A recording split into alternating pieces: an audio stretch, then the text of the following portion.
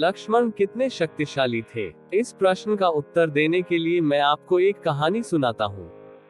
14 वर्ष के वनवास के बाद जब भगवान राम अयोध्या वापस आए, तब अगस्त्य ऋषि उनसे मिलने आए और लंका युद्ध की बातचीत छिड़ गई।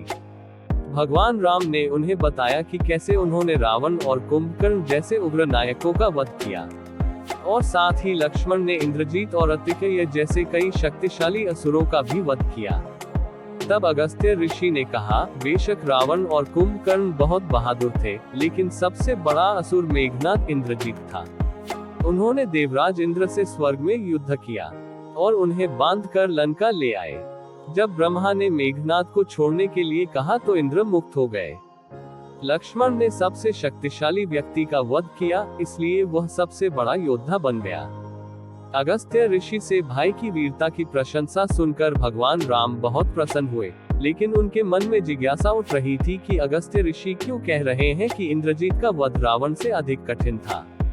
भगवान राम की जिज्ञासा को शांत करने के लिए अगस्त्य ऋषि ने कहा, इंद्रजीत को आशीर्वाद था कि वह किसी ऐसे व्यक्ति द्वारा मारा जा सकता है जो 12 साल तक नहीं सोया था, जिसने 12 साल तक किसी महिला का चेहरा नहीं देखा था और 12 साल से कुछ भी नहीं खाया था। अगस्त्य ऋषि के वचनों को सुनकर भगवान राम ने कहा, मैं वनवास काल में लक्ष्मण के हिस्से के फल और फूल नियमित रूप से 14 साल तक उन्हें देता था। मैं सीता के साथ एक झोपड़ी में रहता था। बगल की झोपड़ी में लक्ष्मण थे, फिर कैसे उसने सीता का चेहरा तक नहीं देखा और 12 साल तक सोया नहीं, यह कैसे संभव है? लक्ष्मण को बुलाया गया और उसी के बारे में पूछा गया। फिर उन्होंने उत्तर दिया, जब हम पहाड़ पर गए, सुग्रीव हमें उसके गहने दिखाकर उसकी पहचान करने के लिए कहा। मैंने उसके पैरों पर नूपुर के अलावा किसी भी गहने को नहीं पहचाना, क्योंकि मैंने कभी उसकी तरफ नहीं देखा। जब आप और देवी सीता एक झोपड़ी में सोते थे, तो मैं पूरी रात बाहर पहरा देता था। जब नींद ने मेरी आंखों पर कब्जा करने की कोशिश की, मैंने अपनी आंखों को अपने तीरों से अवरुद्ध कर लिया था। तब लक्ष्मण ने 12 साल तक भूखे रहने के बारे में बताया। आप जो फल और फूल लाते थे, उसके 3 भाग आप करते थे।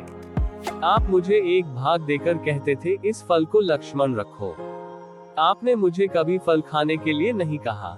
फिर आपकी आज्ञा के बिना मैं इसे कैसे खा सकता हूँ? लक्ष्मण की ये बातें सुनकर भगवान श्री राम ने उन्हें गले लगा लिया। यही कारण था कि इन कठोर व्रतों के कारण वह मेघनाद को मारने का साहसी कार्य कर सका और उसे वीर योद्धा कहा गया।